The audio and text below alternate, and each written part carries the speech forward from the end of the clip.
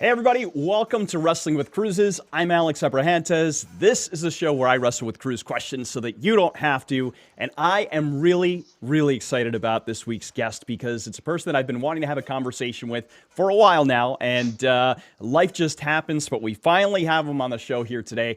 And it's not every day that my worlds kind of collide, but today that day is happening. Why? Because when I'm not doing wrestling and AEW. I am on QVC as a guest host for HP, and that's where I know this gentleman. He also is a guest host on QVC, but he has an amazing story about working in the cruise industry. So he came from the cruise industry and then became a guest host, and it's just fascinating the stuff that he's done. And it's going to be incredible to hear his story because I know bits and pieces, but I've been dying to have an opportunity to chat with him and learn so much more about it. And not only that, but his wife also worked on the cruise industry and is also a guest on QVC. So this is just really cool. So I'm really excited to introduce you to him. Ladies and gentlemen, without further ado, please welcome my guest this week, Mr. Jeff Moseley. Jeff, how are you doing today, Jeff? Good. How are you? I'm doing fantastic. Thanks. It's so great to finally have an opportunity to catch up with you.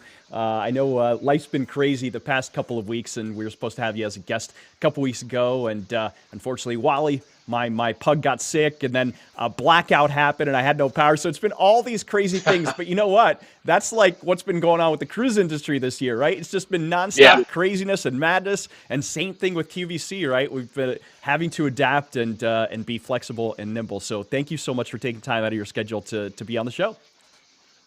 Of course. I mean, that's what 2020 is all about, is flexibility at this point, right? It's a heck of a learning curve, and we're making it work everywhere around us. That's right. So, listen, I had mentioned that you had come from the cruise industry, and I was really excited to have an opportunity to bring you on the show to learn more, because you're actually the first guest on Wrestling with Cruises who's actually worked as an employee in the cruise industry. And I'd love to first just find out how you got into it and then talk about all the great jobs that you had, because that part I do know, and it's really exciting stuff. And I even saved a couple surprises you don't know about how it all started there. So the neat thing is first off, I'll go back to, right out of college. I first off went to a small school in Alabama called Troy University. And then after that, I went to Ole Miss. But at the same time, I was in the Alabama Air National Guard. So there's a lot going on. I seldom left town. You just can't when you're in the Guard, things like this, whether it was college or my Guard unit. So as everything kind of came to an end, I wanted to do something, and I wasn't quite ready to go into the real world. And at this point, things were very different. This was 1993, so there wasn't like a lot of internet, Wi-Fi, Google this, job search this. I literally went to a mall, into a travel agency, and swiped a bunch of brochures as if I was going to take a cruise or something. And I looked on the back of each one and got all their corporate addresses. And I sent a packet to all of them. I sent a generic packet, a resume. I didn't really have much of a resume at that point, right? Sure. Picture, whatever, a little letter. I really want to come and do this. And at the time, when I sent this, I was also an NCAA cheerleader, a competitive cheerleader in college. So I think that helped me with the rah-rah factor getting on the cruises. That's fantastic. So right away, I got offers from like 3 different cruise lines, and I went to straight out to work on the Nordic Empress back in the day. Royal Caribbean's Nordic Empress was the ship at that time. Wow. So what was your first position? So here's the funny thing, right? So I get down there to Miami. At this point, you get off the plane. I'd never been anywhere. I didn't even have a suitcase, okay? So I had to get all this stuff. So I get down to Miami. I go to the ops building, which is no longer there. It's a much bigger organization, obviously, now. And I pick up, the pieces of papers, almost like a military check-in. And then they go to give me my assignment, and she says, "I'm sorry, it's already been filled." I'm like, "I just flew down here. I'm ready to get on the cruise ship and work." And it was meant to be a cruise staff, like a social host position, calling bingo, karaoke, all these fun things, right? Sure. But it was gone. It was taken overnight. I mean, here I am sitting in Miami at 22, 23 years old, and she says, "Listen, I've got this other job you'd be great for. You're a strong young guy, and we need someone to work backstage in the shows to move props and curtain pulls and pick up rock and roll band equipment and speakers." I said, "I'm in. That's good, whatever." There you go. So my first job was working backstage. And here's the funny thing.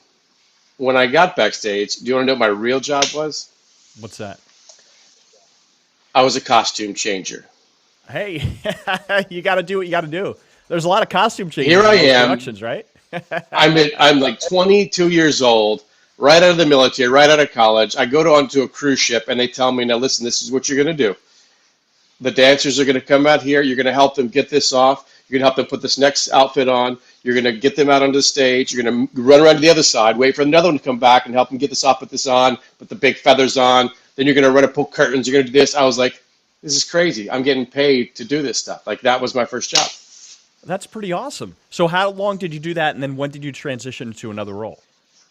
So the funny thing is remember, originally I wanted to go and be on the microphone and talk to Yeah. everybody and be more interactive, right? But I was in the black shirt and the black, the techie stuff, right?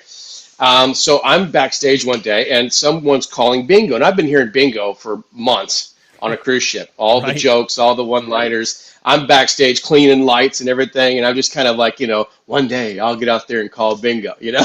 And so the cruise staff was just deathly ill, coughing up a storm, could barely speak. And I thought to myself, this is it. She can't call it. I mean, she's a friend of mine. I said, so I popped my head out. I said, listen, it's not rocket science. It's bingo. Do you want me to call it for you? You're sick as a dog. They don't want to hear you coughing.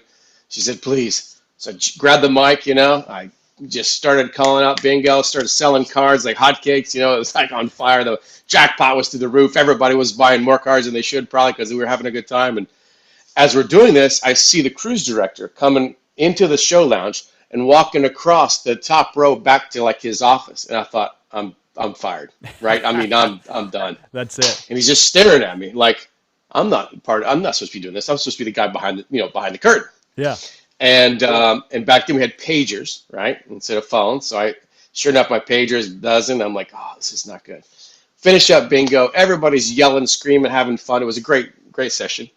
And I call him. He said, come up to my office. I want to know what's going on. So I went up there and talked to him. He goes, you're done working backstage, man. He said, starting tomorrow, you go get the blue shirt, the pink shirt, the white shirt, get rid of the black shirts. And I was cruise staff for a while. Then I was sports director. Then I moved up to assistant cruise director a little later on. And years later, as we talked about, I started watching the port shopping talks, got into that.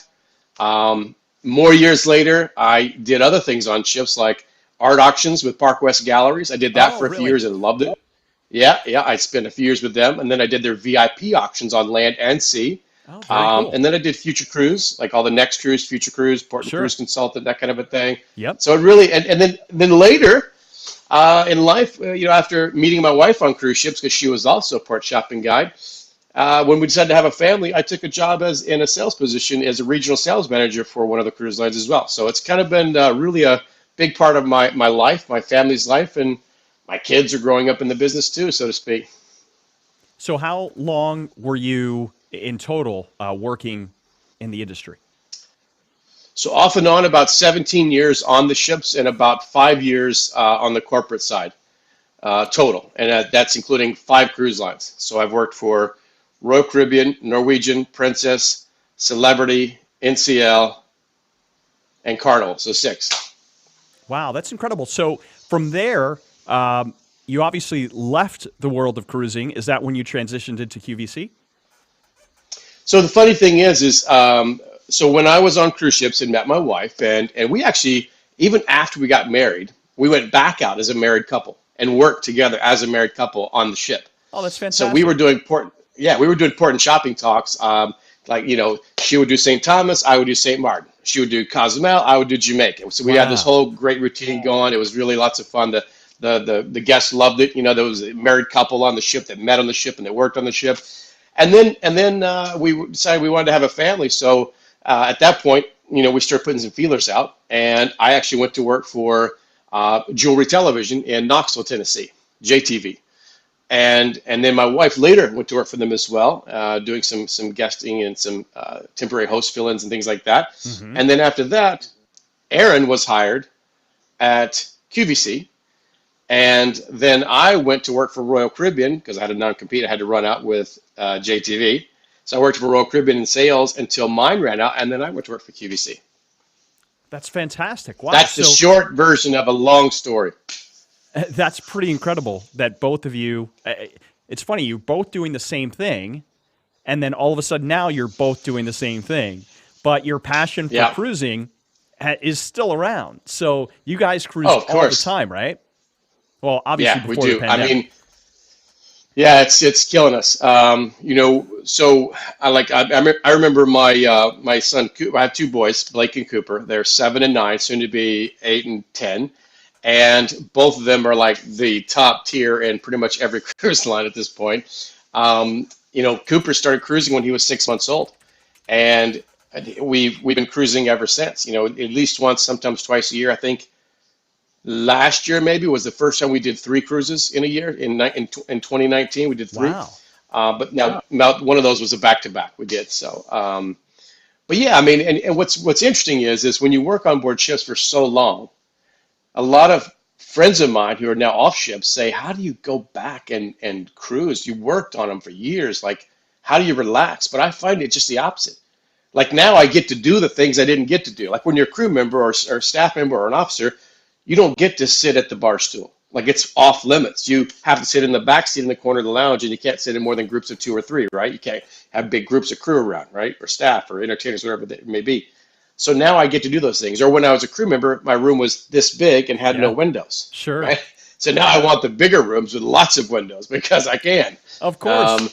so, and just I just find it to be one of the best vacations for us because we Sure. have kids. And my wife and I still want to do stuff and feel like adults and feel like a date night. I mean, our kids love going to the kids program on all the cruise lines, and they are learning stuff and they're having fun. They don't even know they're learning stuff. They're bringing projects back to their room. I mean, that's why we take magnets, by the way, on all of our cruises. For anybody looking for an extra tip for kids, all the cruise ship walls are metal. They don't look like it, but they are. So we always take nice bags of magnets, and we put we put all the daily activities all over the wall to keep them That's off the cool. desk, give us more room. Your short excursion tickets, we put those on magnets, whatever. And all the kids' drawings and crafts go on the wall. So we always take magnets with us. Oh, that's a super cool tip. So now you've obviously cruised for a long period of time. Do you have a favorite cruise port or a favorite cruise itinerary? Uh, Man, that's tough. I mean, because of what I did working, right? I was mainly utilized in the Caribbean or Alaska. So when you're a port shopping guide and you're talking about all the duty-free shopping, Right. there's really no such thing in the European cruise market. The Med, the Canal, really they don't use anybody for those. So, and if they do, they're not one of the more seasoned veterans typically. Usually your guys that have been around forever, like myself, are doing Caribbean, Eastern, Western, 7-night cruises. That's where the most of the shopping is. So man, East and West, right? East is going to be St. Thomas, St. Martin, Nassau, San Juan, places like that. I love it. West is typically like your Cozumel, Jamaica, Grand Cayman, maybe Grand Turk, places like this. I'm a huge fan of Cozumel, and I'll tell you why. And people always say, "Oh, but everybody's been to Cozumel." You know what? It's one of the safest, coolest, just friendliest places I've ever been, honestly. And I love Mexican food. Mm-hmm. I love the fact that it's just so like I don't have to worry about my wife and my kids in Cozumel having Yeah. fun, walking down the beach by themselves. I mean, we've got so many friends that live in Cozumel from our ship days. I'd say Cozumel's one of my favorites. I like Jamaica too. A lot of folks give Jamaica a bad rap, but I love Jamaica. I mean, I love good spicy, jerk pork, jerk chicken, all the beef patties and things in Jamaica. So I like Jamaica too. Now, is there a particular ship that you favor, or maybe it's kind of tough because again, it's like the ports they all offer something different. Yeah. Are there favorite ships, I should say, that you prefer? I like the larger ships to be honest, and I tell you what, let me rephrase that. I like either the small ships Hmm. or the massive ships. Okay, I find the ones in the middle, I find they feel more crowded. If fair you've got enough. a ship that's 2,500 to 4,000 people, which sounds like a lot, but these days it's not, as you know. That to me feels more crowded and a little bit less space versus the really big ones. You take a really big ship, one of the big Norwegian ships or the big Royal Caribbean ships that have multiple areas. I don't care that there's a few thousand people on there because everybody's got room to roam. And I find for me, I always say that your cruise ship is much more important than your port of call. And if you Yeah, do the that's true. math, take a Yep. 7-day cruise, right? Take a 7-day cruise. and look at the hours in the day, okay, 7-day cruise has 3 ports. So right there, you're only in 7 days, 4 of those days is on the ship, 3 in the ports. But even more so, the average cruiser only spends 3 to 4 hours in port per port. So that means Wow, in great in point. in all those 24-hour days times 7, you're only going to spend about 12 hours max probably in port. So it's so important to think about the cruise and the cruise line, because that's where you spend your time, that's where you sleep, that's where you eat, and that's where you're going to really, that's your vacation. That should be your first destination choice, is the cruise or cruise line. Yeah, I agree with you. I mean, think about it. It's where you sleep, it's where you eat, it's where the entertainment is. You want to make sure that it's going to be enjoyable because you are going to be spending the bulk Yeah, of your time on there. And yeah, that's a really great tip. I think a lot of people think, okay, well, where do I want to go? Now, yeah, obviously, you and I have been on so many different ships that we kind of know, okay, the itinerary, this ship goes to this itinerary. yeah, This will be a great itinerary regardless. And sometimes you will go because you know the ships and you say, well, maybe it's not my favorite ship, but you know how to, you basically, due to experience, know how to navigate that, if you will, and make the experience great. So yeah, so absolute great absolutely. tip. You always kind of want to look at the ship first and itinerary second. Now, that being said, so you obviously like the big ships. Is there one in particular that perhaps you favor over another? I think the Allure of the Seas is still one of my all-time favorites. And the funny thing is I didn't really go into detail much, but when I worked for the corporate side as a sales manager in the Northeast, so my job was to train and help travel agents. So it's basically to educate, train, and assist travel agents in building their business. And that being said, I was privy to a lot of great educational speakers and things like this down the road that I would bring to those travel agents. But the one thing that I think that always, even though there's newer ships out there than Hmm. The Allure's ratings, comment cards, as many people have heard about comment cards, Right. is always at the top. And the reason for that is simple. It's that it's had the same captain and the same hotel director for over 10 years. They've Wow. never changed ships. So this is one of those things where, when you find a great ship that you love, I would pay close attention to that, because a good team on board, which makes the experience, starts with a great captain, a great hotel director, and a great Hmm. cruise director. And a lot of times, it's really the top. Like cruise director is your entertainment leader, obviously, Right. but it's the hotel director, hotel ops, and the captain and staff captain. They're the ones that run that ship and make sure that the housekeeping is good, the bar service is good, that it's clean and tidy. One of my pet peeves, and this is one way that I always look at a cruise ship or a cruise line right away. This is going to sound really weird, and maybe even, well, let's just say weird. The bathrooms by the pool, okay? If you can't keep a bathroom by the pool clean, you're off my list, and that's it. All Ah. right. So this is where I find Celebrity Cruises does a great job. By the Hmm. way, a lot of cruises do, but if I don't want a soaking people coming in from the pool all the time into the bathroom, you're wet. You got a swimsuit on. I get it. Okay. But what's important is that the staff cleans that constantly, and you'll see some cruise lines keep that so clean. Holland America does a great job with that as well. So I'm just saying, it's one of my things is keep the bathroom clean. Okay. No, this is great. These are tips that you wouldn't find anywhere else. This is why this is so great. You've got the experience, not only obviously working in the industry, but also as a cruise fan yourself. So this is really cool. And this is why I love having these conversations, because I'm picking up tips all the time as well. So I'm definitely going to keep an eye on that one. In addition to kind of everything else that you shared. So obviously we live in a crazy world right now, and Yeah, we know what's going on, but we potentially have a little bit of a light at the end of the tunnel with Royal we do. Caribbean and NCL basically putting together this committee and sending the findings, and obviously almost putting a game plan or an action plan, if you will, together, and then sending it off Yeah. to is it the CDC or the Right. basically saying this is what we want to do in order Yeah. to resume sailing safe.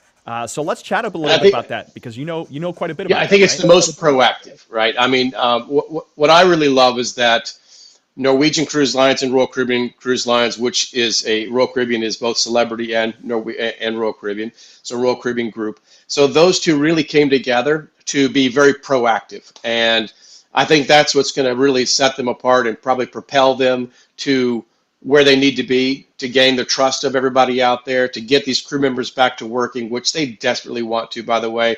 Anyone who thinks they have so many friends in the cruise line industry from all over the world, they might be cabin stewards, waiters, busboys, or they might be entertainers, singers and dancers that don't have a backup plan. Who would have thought this would ever happen? Some of these guys have been, I know people that their fathers worked on cruise ships, and then they worked on cruise ships and support 2 or 3 kids back home because this is what they have wanted to do their whole life. But anyway, going back to what's going on, it's important, and it is coming together. I believe it has a light at the end of the tunnel. I realize that some people have said the end of September. I don't think that's the case myself. I think we all know they'll probably go on further than that. And I think that's the right call right now. But, all the steps that are being taken, and we won't go into grave detail because it's, a lot of technical stuff, but, everything from the air purification that they're putting on cruise ships, all the testing that's being done. There's so many factors in place, and they've got it all lined up. They're looking at, options of if someone were to be test positive during the cruise, they have a plan for it, right? They have a plan for that right away. Yeah. So there's a lot going on, and they really are leading the way, I think. Yeah, and I think they've also learned from MSC, who's obviously had multiple successful sailings at this point, about 5 or 6. And they've shown that it's possible to sail as long as you have the right things in place to make sure that you're being proactive. And then obviously if something were to happen, that you handle it swiftly and making sure that everyone on board is safe and that, any type of issue is remedied. So I'm really excited. I think that obviously the no sail order expires September 30th. I'm with you. I think it's probably going to be extended a little bit, but who knows? I think we might even see sailing in December. So fingers crossed, maybe even a little bit earlier.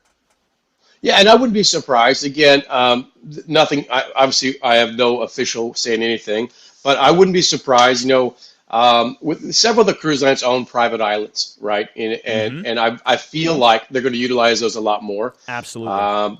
The grapevine of the cruise ship industry is saying that.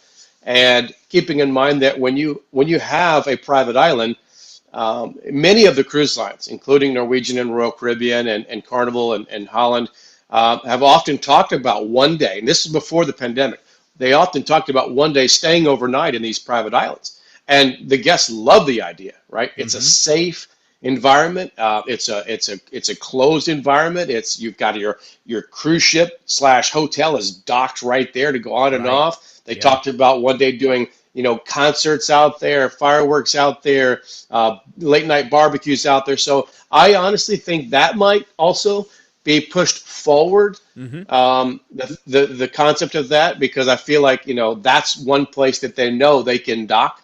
They know that guests can go off in a safe and controlled environment. So I wouldn't be surprised if we see more private island stops on cruise routes that maybe didn't have it in there. I would be surprised if you see cruise lines opening up their business sooner than later, doing specifically the private islands. I saw one the other day that had, for next year, it's got both private islands for Royal Caribbean, like Labadee and Coco Cay are in the same 4-night cruise. Makes a lot of sense. Yeah, the controlled environment is certainly key, especially right now. And I had heard that, like you mentioned, they are going to be utilizing their private islands. They may also use other ports that they feel are safe and secure and can also be more of a controlled environment than just some random port where, there are less regulations. So I think we are going to see a lot more of that, especially as we kind of begin going back to cruising and perhaps maybe even shorter length cruises, which would be fine. Some cruising is better than no cruising. I'm even all for just put the ship on a dock, let us get on, stay there, enjoy the ship experience, and get off in a couple days. Be totally fine with me. Listen, I wish it was legal. I wish it was something that could be done. Many people often ask, how come you guys don't just take off for 4 days at sea? Well, you can't for most parts, and you know that as well. And just like we can't, we obviously can't go into Canada right now either. So that's why a lot of our wonderful fall foliage cruises were canceled. The Canada New England cruises were canceled. Things like this. So yeah, I mean, I'm all for that. Like when we do the inaugurals, and you've done several of those. I mean, that's the only time when you're able to do kind of a cruise to nowhere, but there's a Right. lot of restrictions put in place for those too. Yeah. So, speaking of cruising, I want to find out. We only have a couple minutes left here. Sure. Where are you planning to cruise next? Because obviously you've had a couple of cruises canceled. Most of us Yeah. have, right? What's next for you and your family? Well, you know what we decided to do is so we had two previous ones canceled. One was a 7 night on the Allure that was canceled, and one was a 4 night on the Mariner of the Seas that was canceled. Last year we did something really kind of fun. Was we actually did a mix. We did a 4 night cruise, and we put it in with 4 nights on land before the cruise, Hmm. and found that to be quite relaxing as well. So I think we might be doing the same thing in March of next year, doing the 4 night on, I think it's the Mariner of the Seas, but we're going to do 4 nights in just a nice rental home with a private pool in the Orlando area, just kind of after the cruise, like do the cruise Yeah. and then kind of chill out at the house. So I believe that's what we've got planned. I'd have to check with my wife to double check, but I'm pretty sure that's next year's because again, we're still kind of holding on and waiting to see what happens. Now, as we all are, is there perhaps an itinerary that you haven't done yet that you're dying to do? Oh yeah, for sure. But we want the kids to be older. Our boys are 7 and 9, and they love to fly. But we want to be able to take them abroad more. We would love to do the Greek Isles. I mean, my wife has been everywhere, and I have not. My wife at one point was a youth counselor when she first started on cruise ships before she got into the jewelry side. She actually went on board because she was a teacher by trade. She was an education major in Canada. They didn't like the cold, so she went to work on Disney, and then she went to work on Holland America as a kids counselor before she got into jewelry. Well, when she did Holland America, she purposely did it to do the world cruises. Ah, So very while she cool. was working with the children, getting the experience, she's been everywhere. I'd love to go to the Greek Isles for sure. That's something really on my list. That's probably, and then I would love to do like New Zealand, Australia, that area. But the Greek Isles would be probably at the top for me. I love Alaska. I've done it a lot. I worked in Alaska. I love Alaska. I've done Caribbean a lot. It's funny when I think of ports, I think of food. That's what crew members do, right? Yeah, You give absolutely. me a port, I'll give you a place to eat. I mean, I got all the little, that's a port to me is food. Well, speaking of that, really quickly, what are your favorite meals or places to have favorite meals? Maybe what is your favorite restaurant on a particular ship? And then also, what is Yeah. maybe a memorable meal somewhere that you've had at a port? So on the ships, dining rooms are great, and a lot of people love the dining rooms. Because I think I've cruised so much, and as a crew member, I'm used to being just crowded when I eat, kind of, right? I Hmm. do like the secondary restaurants, I guess you could say. Yeah. I like doing some of the alternate Premium. restaurants. Yeah. So I mean, I love the steakhouse, sushi. Any sushi restaurant on a cruise ship, I'll eat it every day, often by myself. My wife doesn't eat every day; she'll do it every now and then. But we love the steakhouse. I mean, when we did Cagney's, loved Oh Cagney's, yeah. great steakhouse there. Um, I tell you, Carnival Cruise Lines also has one of the best steakhouses out there. I mean, really good. Royal Caribbean, we love their. They have a new restaurant called Hooked, and I Okay. mean, it is one of the best seafood restaurants ever. It's only on a few ships called Hooked. That's a really good one. Wow. Good to know. What about at port?